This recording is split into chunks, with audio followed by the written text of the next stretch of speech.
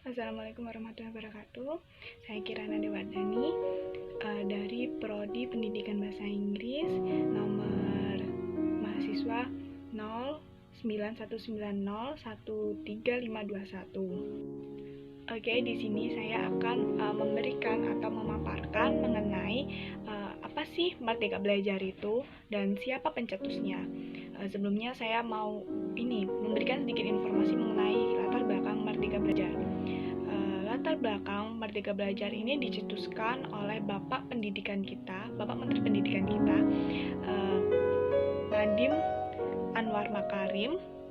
Ia adalah seorang pengusaha yang saat ini menjabat sebagai Menteri Pendidikan Indonesia pada periode pemerintahan Joko Widodo dan Kiai Haji Ma'ruf Amin.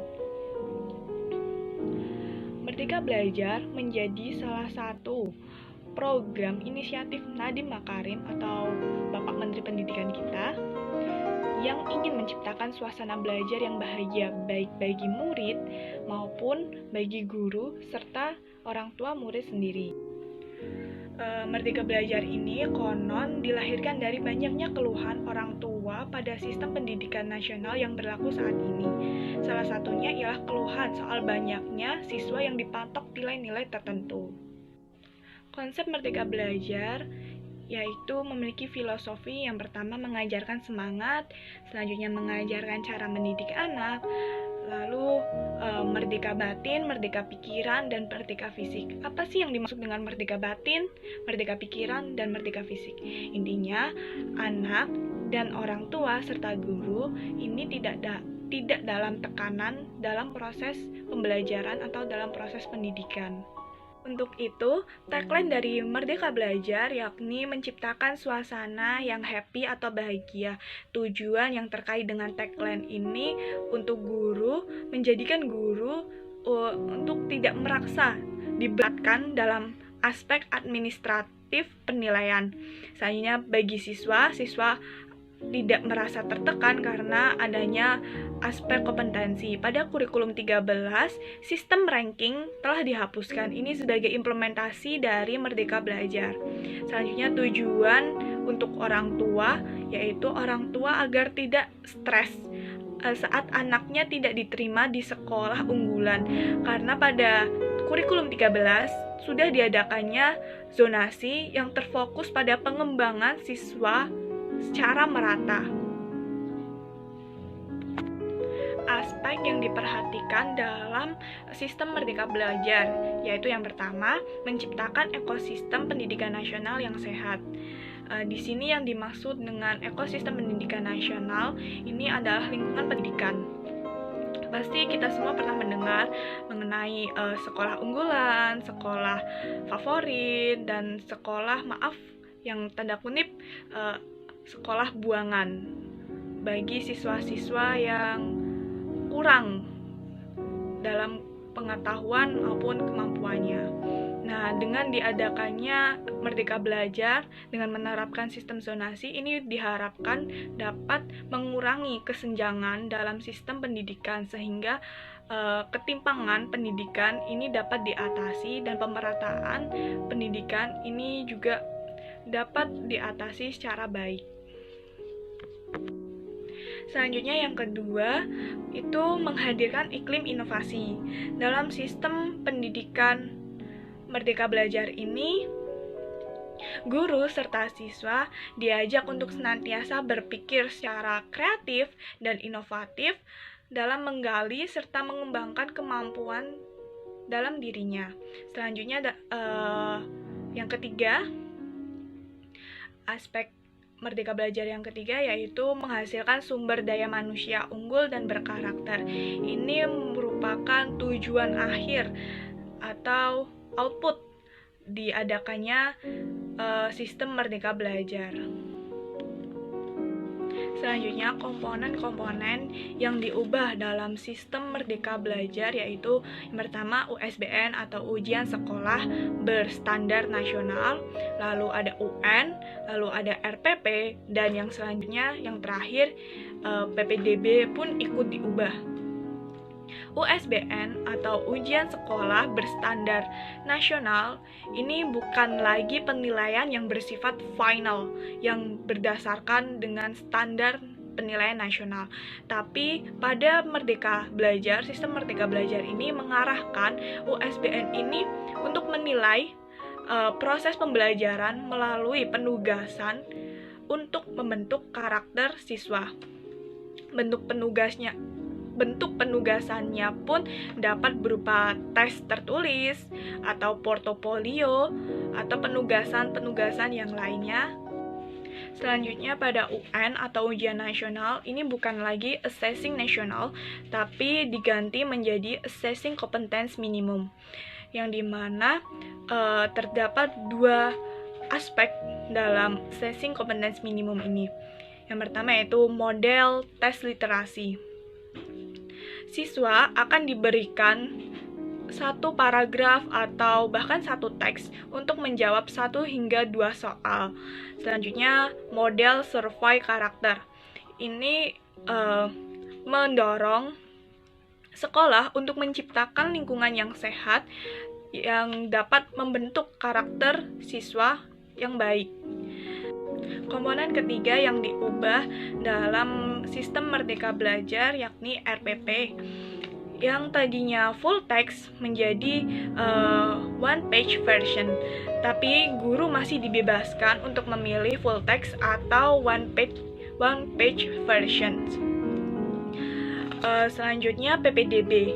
PPDB ini dalam sistem Merdeka Belajar pun diubah. Dalam Merdeka Belajar ini menggunakan PPDB sistem zonasi dengan memerhatikan beberapa macam pertimbangan, yakni yang pertama minimal menerima siswa dengan sistem zonasi yaitu 50%, sedangkan 15% jalur afirmasi, dan yang ketiga atau yang terakhir ini 5%.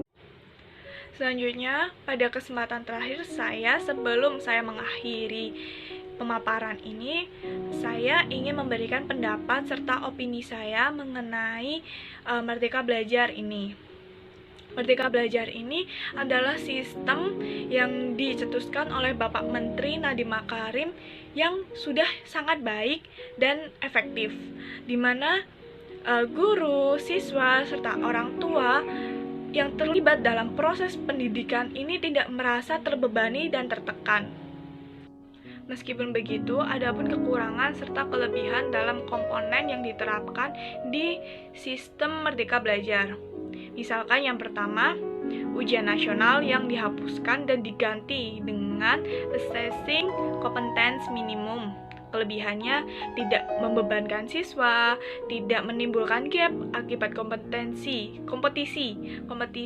antar siswa, mengamalkan aspek psikologis dalam proses pembelajaran. Ini meliputi agar siswa tidak tertekan. Dan kekurangan dari UN yang dihapuskan, mungkin beberapa sekolah belum siap diberikan kebebasan untuk membuat sistem penilaian sendiri karena minimnya fasilitas dan kualitas guru. Hal tersebut dikhawatirkan bisa memperparah ketimpangan pendidikan. Selanjutnya pada USBN yang berbasis dengan penugasan dan pembentukan karakter. Ini kelebihannya dapat mengacu pada pemahaman siswa terhadap materi pembelajaran, lalu mengembangkan potensi dan kemampuan siswa, serta dapat membentuk karakter yang bertanggung jawab pada siswa. Kekurangannya yaitu untuk siswa yang cenderung kurang pendewasaan dirinya, ini akan kurang disiplin dan kurang bertanggung jawab. Selanjutnya, resiko kecurangan dalam pengerjaan dan penilaian semakin terbuka. Lalu RPP, kelebihan dari adanya one page version ini, guru menjadi dapat membuat RPP yang sesuai dengan kondisi yang akan dihadapi pada saat itu.